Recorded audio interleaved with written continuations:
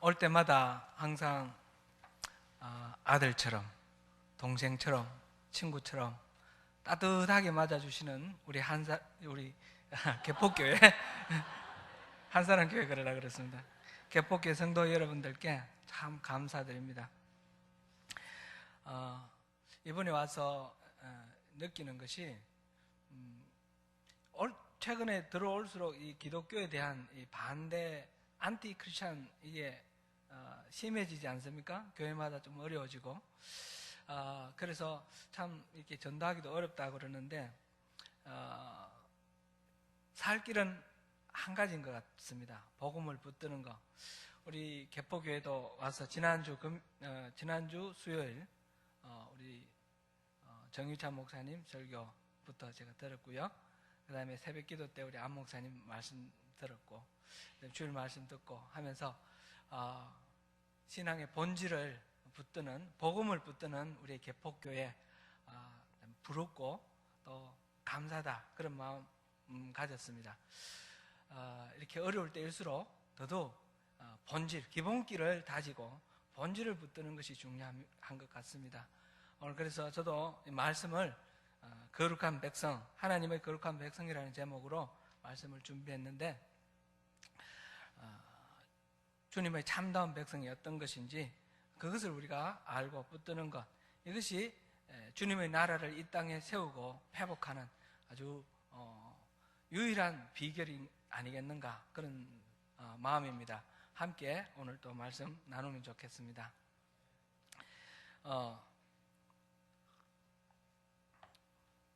하나님의 거룩한 백성, 다른 말로 하면 하나님의 성도 이렇게 말합니다.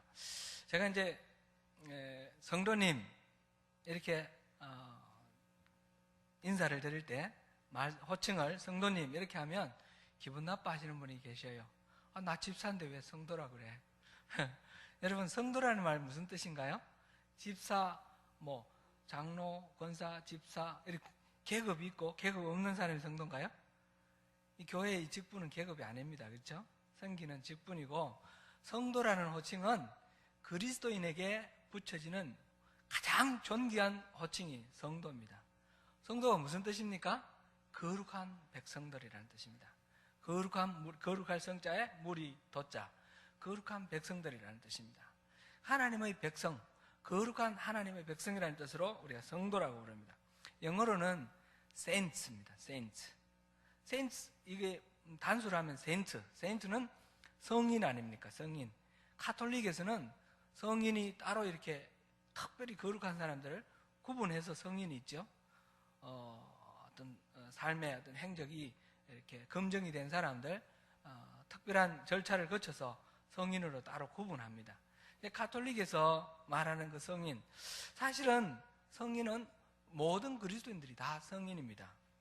하나님께서는 우리를 부르실 때 성인으로 부르셨습니다. 거룩한 하나님의 백성으로 부르셨습니다. 사랑하는 성도 여러분 하나님의 거룩한 백성이십니까?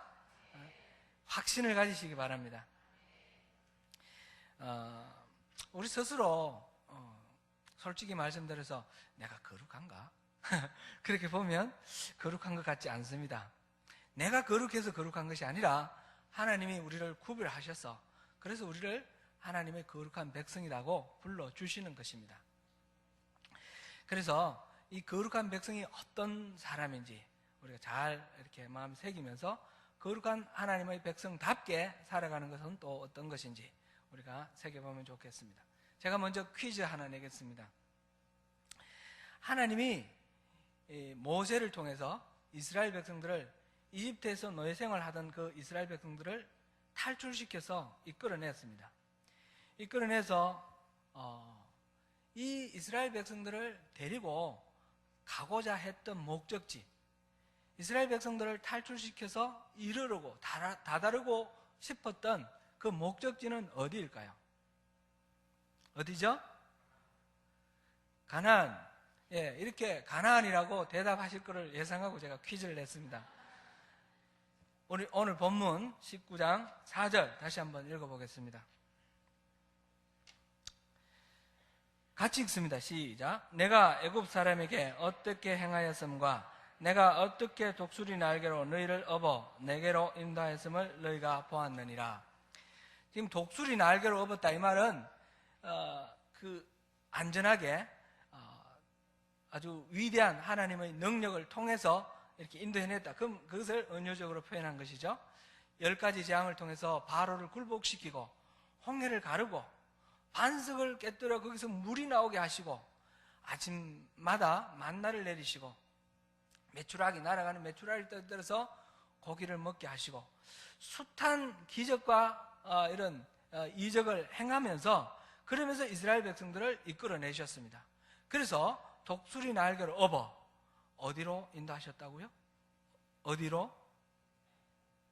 가나안으로? 내게로, 하나님에게로. 하나님이 이스라엘 백성들을 이집트에서 탈출시켜서 인도에서 다다르고자 하셨던 목적지는 광야, 가나안, 장소는 그 어디든지 상관없습니다. 그 목적지는 다름 아닌 하나님 자신입니다. 하나님 자신에게로 인도하기를 원하셨습니다. 이것이 우리가 품고 있어야 될 우리 하나님의 그 마음입니다. 오늘 이 장면은 하나님과 이스라엘 백성들 사이에 언약을 체결하는 장면입니다. 이 언약은 시내산 언약 이렇게 통상 일컫는데 이후에 십계명 받고 또 성막 그 설계도 받고 이런 게 해서 시간이 거의 1년 가까이 걸리는데 이 언약 체결식을 통해서 하나님께서 이루고자 하셨던 하나님의 마음이 있습니다. 하나님은 이 타락한 세상 속에서 하나님 나라를 회복하기 위해서 하나님께서는 아브라함을 부르셨습니다. 창세기 12장에서 아브라함을 부르시고 아브라함에게 내가 복이 되라 이렇게 말씀하시면서 3가지를 약속하셨습니다. 하나님이 아브라함에게 주시겠다고 약속하셨던 3가지가 있는데 첫 번째는 땅이요, 두 번째는 자손들입니다. 세 번째로는 하나님 자신입니다.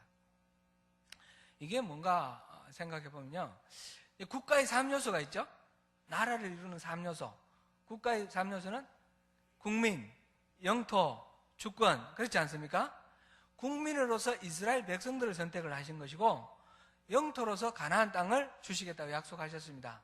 그리고 주권은, 요즘 주권은 우리 민주주의 시대니까 국민들에게 주권이 있다 하지만 성경에서는 하나님께 주권이 있습니다. 하나님이 왕이 되시고 우리는 하나님의 소유가 되고 우리는 하나님의 백성 되는 것을 하나님은 원하십니다.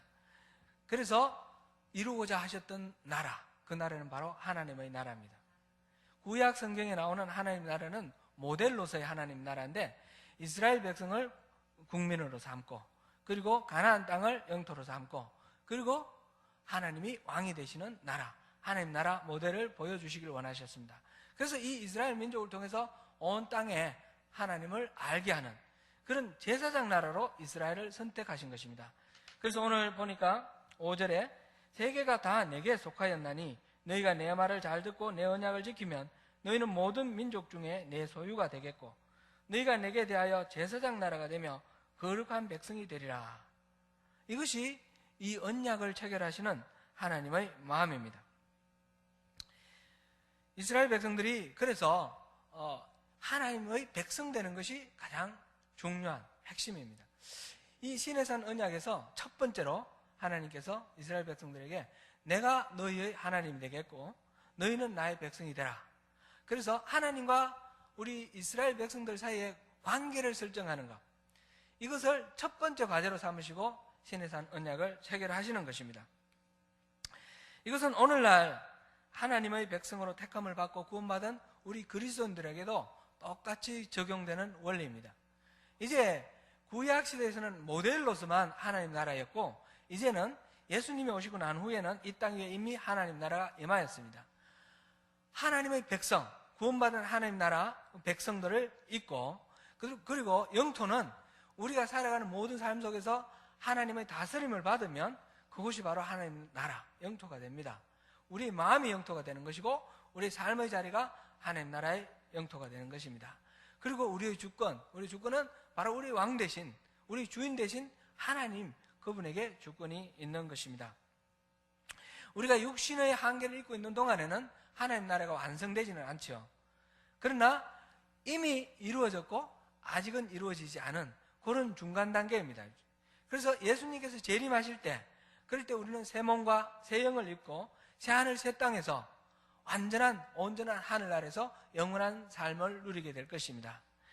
지금은 그러한 완전한 하늘나라에 이르기 전에 이 땅에 육신을 입고 있는 동안 누리는 하나님 나라, 잠정적인 하나님 나라입니다. 여기서 가장 중요한 것은 다름 아니라 하나님과 우리 사이의 관계입니다. 우리가 바로 하나님 나라의 백성이 되고 우리의 마음, 우리 삶의 자리가 하나님 나라의 영토가 되고 하나님이 주권자로서 우리의 왕이 되시고 우리의 하나님 되시는 것입니다. 하나님이 이스라엘 백성들을 이집트에서 구출하여 인도하기를 원하셨던 목적지, 가나안 땅도 아니고 광야도 아니고 그 어디이든 괜찮습니다. 하나님 자신이 목적지였던 것처럼 우리도 죄에서 구원받아서 우리가 사는 자리가 일원동이든 아니면 뉴질랜드 크라이처치든 우리 땅 사는 장소 지명이 문제가 아니라 어느 곳에 있든지 하나님 품 안에 있는 것, 하나님 계시는 임재의 그 자리에 우리가 있는 것, 그것이 바로 하나님 나라인 것입니다. 우리의 참된 신앙은 바로 이렇게 하나님과 우리 사이에 바른 관계를 설정하는 것입니다. 출애굽기 14장을 잠깐 한번 보시겠습니다.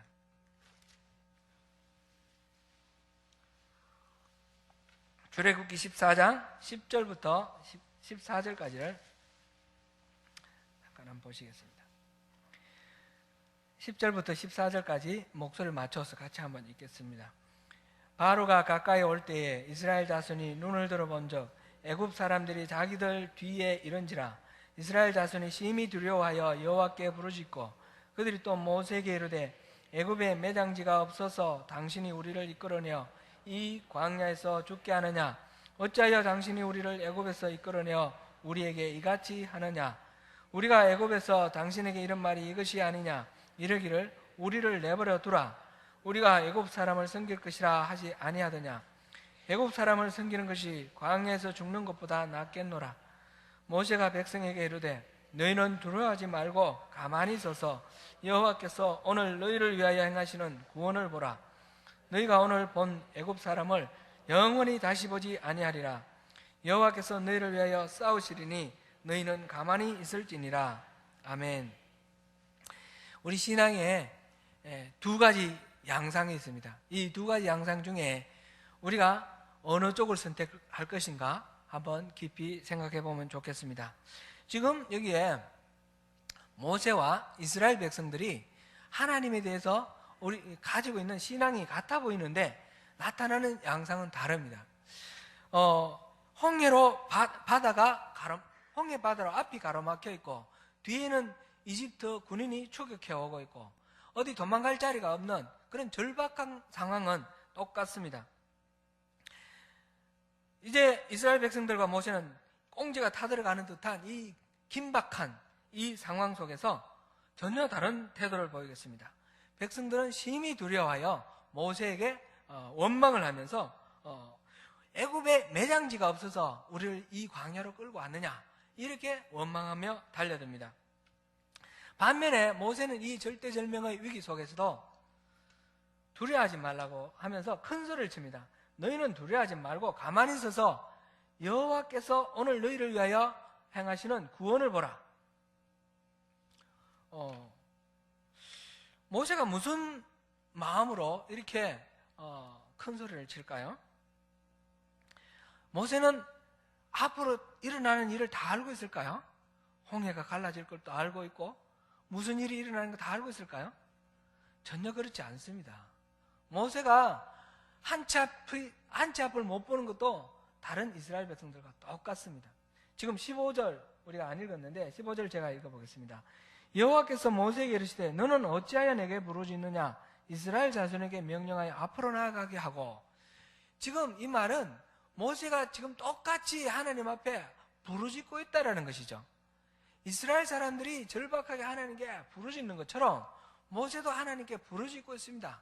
앞으로 무슨 일이 일어날지 모르는 상황 속에서 하나님의 도우심밖에 없다. 그래서 하나님께 부르짖는 것은 같습니다. 그런데 이스라엘 사람들은 어찌하여 매장지가 없어서 이곳으로 끌고 왔느냐 원망하고 있고, 모세는 하나님이 행하시는 구원을 보라 이렇게 말하는, 이렇게 똑같이 하나님께 부르짖으면서 마음으로 이렇게 믿고 반응하는 그 반응은 전혀 상반된 이런 반응을 보일까요? 이것이 우리 신앙이 갈라지는 분기점입니다. 어느 쪽을 우리가 해야 되는가? 똑같은 위기 속에, 똑같은 어려움 속에, 한치 앞을 내다볼 수 없는 그런 상황 속에 우리가 하나님께 부르짖고 하나님은 어떻게 우리에게 응답하실지 전혀 알 수가 없는 상황 속에서 우리가 어떻게 하나님을 믿고 나아갈 수 있을까 하는 것입니다. 모세는 하나님을 믿었습니다. 한마디로 말하면 모세는 하나님을 믿었습니다. 이스라엘 백성들은 아직 하나님을 못 믿었습니다. 하나님께 부르짖었지만 하나님은 어떻게 하실지 알 수가 없었습니다. 모세는 하나님이 어떻게 하시든 상관없고 하나님을 믿었습니다. 이러한 태도의 차이는 광야에서 40년 동안 계속해서 나타나고 반복이 됩니다. 이 부분은 히브리서를 한번 읽어보면 좋겠습니다. 히브리서 3장 한번 찾아보겠습니다. 히브리서 3장 7절부터 11절까지 읽어보겠습니다.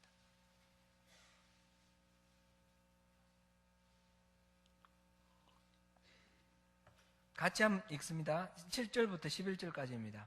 그러므로 성령이 이르신 바와 오늘 너희가 그의 음성을 듣거든 광야에서 시험하던 날에 거역하던 것 같이 너희 마음을 완고하게 하지 말라. 거기서 너희 열조가 나를 시험하여 증언하고 40년 동안 나의 행사를 보았느니라. 그러므로 내가 이 세대에게 노하여 이르기를 그들이 항상 마음이 미혹되어 내 길을 알지 못하는도다 하였고, 내가 노하여 맹세한 바와 같이 그들은 내 안식에 들어오지 못하리라 하였느니라. 아멘. 이스라엘 사람들은 40년 동안 수도 없이 하나님의 행사를 보았습니다. 하나님이 일하시는 걸 보았습니다. 이건 기도의 응답입니다. 그들이 부르짖을 때 홍해가 갈라지는 것을 보았습니다. 마라의 선물에 그 나무 토막을 던졌더니 그것이 단물이 되는 것도 보았습니다. 반석에서 물이 솟아나 수백만 명이 마시고, 하늘에서 메추라기 떼가 몰려와 떨어져 고기 먹고 싶은 대로 실컷 먹을 수 있도록 해결해 주시는 것도 보았습니다. 낮에는 불기둥, 밤에는 구름기둥이 매일매일 순간순간 길을 인도하였으며 하루도 빼지 않고 일용할 양식 만나를 주셨습니다. 40년 동안 의복이 해지지 않았고 신발이 떨어지지 않았습니다. 매일매일 기적이었고 순간순간 하나님의 은혜 안에서 살았습니다. 그러나 이스라엘 백성들은 그러한 하나님의 응답, 하나님의 기적을 매일매일 체험하였음에도 불구하고 하나님의 노를 격동하는 그런 삶을 살았습니다. 저희가 항상 마음이 미혹되어 내 길을 알지 못하는도다 하였고, 내가 노하여 맹세한 바와 같이 저희는 내 안식에 들어오지 못하리라 하였으니 3장 10절 말씀인데, 매일같이 기도하여 응답을 받았지만 이들은 결국 하나님이 허락하시는 안식에 들어가지 못했습니다. 여러분, 우리가 매일매일 기도해서 하나님께서 우리 기도에 응답해 주신다고 해서 우리 방심하면 안 됩니다. 그것이 본질이 아닙니다. 우리가 원하는 대로 하나님 이거 이루어 주세요, 이거 꼭 필요합니다, 하나님께 간구를 했더니 하나님이 들어주셨습니다. 아, 하나님이 날 지지하시는구나, 하나님이 날 뒷받침하시는구나, 하나님이 날 사랑하시는구나, 하나님이 날 인정하시는구나. 우리 그렇게 착각하기 쉽습니다. 이스라엘 백성들이 그렇게 착각했습니다. 결국은 어떻게 됐습니까? 하나님의 화만 돋구었습니다. 시편에 보니까 하나님을 근심케 하였다고 그랬습니다. 하나님을 근심케 하고 하나님을 경록케 하고 결국은 하나님의 안식에 들어가지 못하는 그런, 이거는 너무 슬픈 비극 아닙니까? 늘 하나님을 찾고 구했는데 결과적으로 그렇게 되어버린다면, 이스라엘 백성들은 그런 신앙을 가졌습니다. 오늘날 우리 신앙을 한번 돌아보시면 좋겠습니다. 하나님이 진정으로 원하시는 것이 무엇인지 모른다면 우리는 매일매일 하나님의 기적을 경험하고 하나님이 우리에게 은혜 베풀어 주시는 것을 경험한다 할지라도 결국 그 결과적으로 하나님을 염려, 근심케 해드리고 하나님을 화나게 해드리는 그런 인생을 살 수도 있습니다. 그런 신앙생활을 하는 것이 그런 결과가 될 수도 있습니다. 이스라엘 백성들처럼.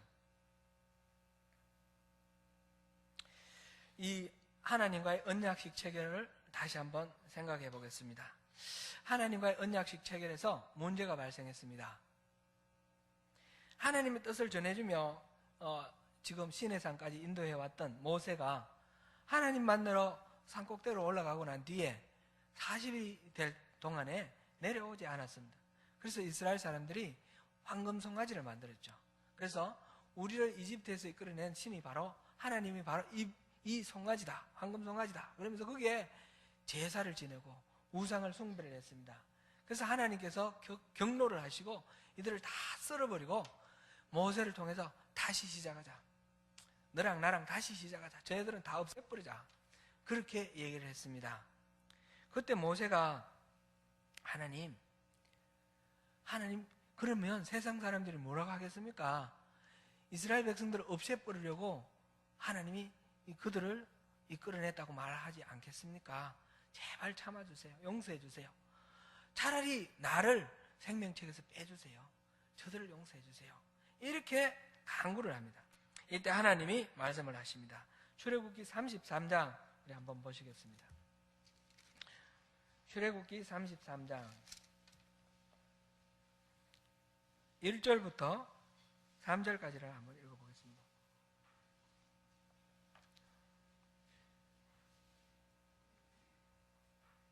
출애굽기 33장 1절부터 3절까지 같이 읽겠습니다. 여호와께서 모세에게 이르시되 너는 내가 애굽 땅에서 인도하여 낸 백성과 함께 여기를 떠나서 내가 아브라함과 이삭과 야곱에게 맹세하여 내 자손에게 주기로 한 그 땅으로 올라가라.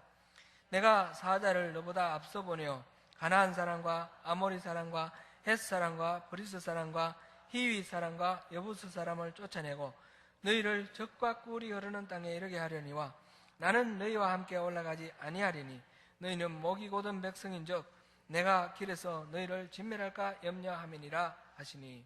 아멘. 하나님께서 그러면 됐다. 죽이지는 아니하겠다. 그러면서 하시는 말씀이 이 말씀입니다. 내가 가나안 땅에 지금 7부족이 살고 있는데 다 청소해주겠다.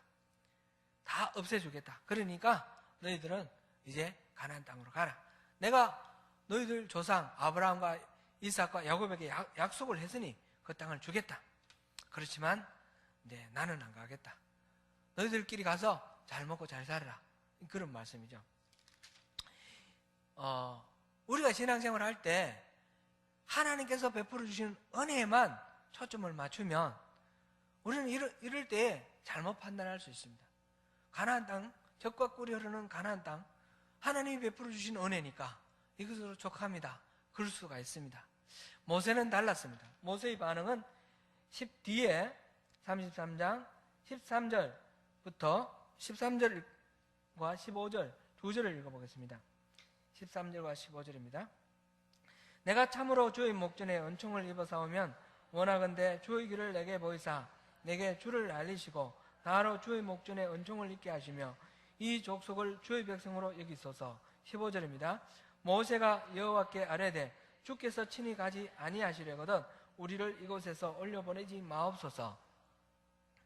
모세는 가나안 땅 그곳 아무리 좋다 하더라도 하나님이 같이 가시지 아니하시면 우리 안 가겠습니다. 이 광야 아무리 척박하고 힘들지만 하나님이 계시면 우리 이곳이 더 좋습니다. 광야나 가나안이나 그것이 문제가 아니라 하나님과 함께하는 것이 좋습니다. 그렇게 고백하는 것입니다. 이것이 참된 신앙입니다. 이것이 바로 모세와 이스라엘 백성들의 차이이기도 하고요. 이스라엘 백성들은 자기들의 문제를 해결하고 자기들의 소원을 성취하는 것, 그것을 위해서 하나님을 믿었습니다. 여러분은 혹시 우리의 믿음의 동기가 이런 것이 아닌지 한번 점검해 볼 필요가 있습니다. 처음 신앙생활 할 때는 그럴 수가 있습니다. 그러나 1년이 지나고 2년이 지나고 3년이 지나고 신앙생활을 오래 했는데도 여전히 그 동기에 머물러 있다면 이것은 하나님을 격노케 하고 하나님을 근심케 하는 결과가 됩니다. 내 소원을 성취하고 내 문제를 해결하기 위해서 하나님을 이용하는, 그래서 말로는 주님 주님 하지만 사실은 주님을 우리의 종으로 부리는 그런 신앙은 주님과 우리의 관계가 거꾸로 되어 있는 것입니다.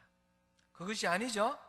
주님이 뜻이 무엇인가? 주님이 날 왜 부르셨는가? 날 통해서 무엇을 하실 것인가?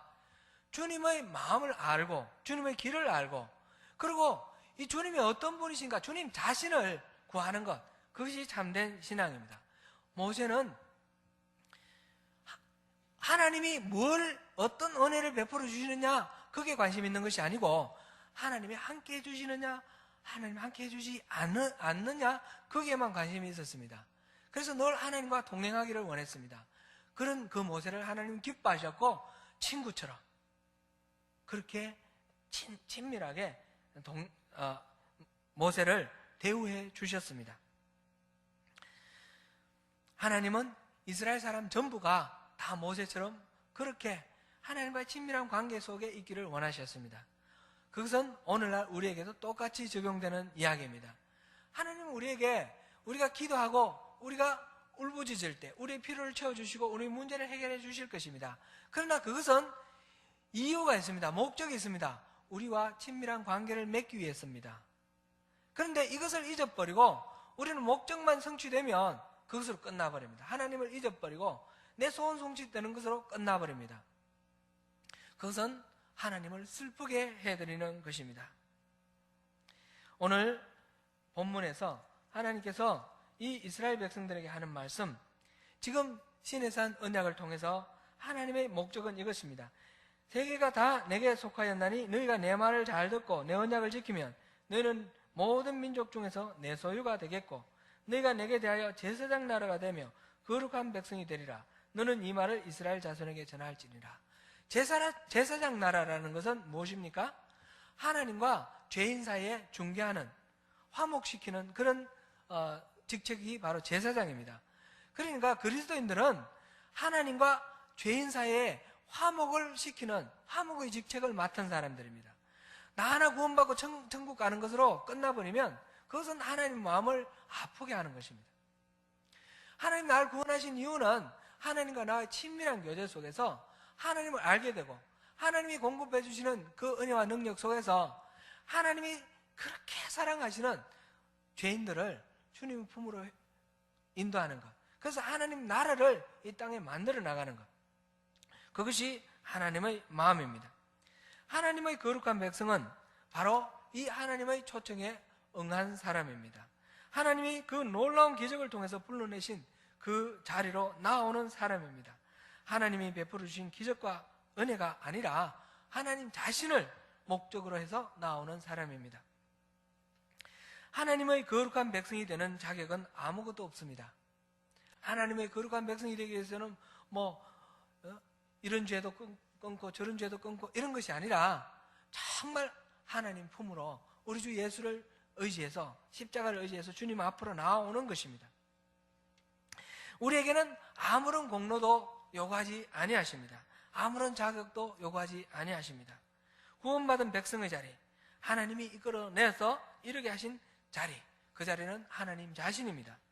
가나안이든 광야든 이런동이든 뉴질랜드든 여러분이 살고 계시는 삶의 자리가 어디든지 하나님 앞에서 살아갈 때 하나님께서 기뻐하시고 나의 백성이다 인정하시고 거룩하다 구별해 주시는 것입니다. 사랑하는 성도 여러분, 참된 신앙은 바로 이것입니다. 하나님께로 나와서 하나님과의 바른 관계를 맺는 것입니다. 하나님은 우리의 하나님이 되시고 우리는 하나님의 소유된 백성, 제사장 나라, 거룩한 백성이 되는 것입니다. 주님이 우리를 통해서 세상을 하나님 나라로 세우실 것입니다.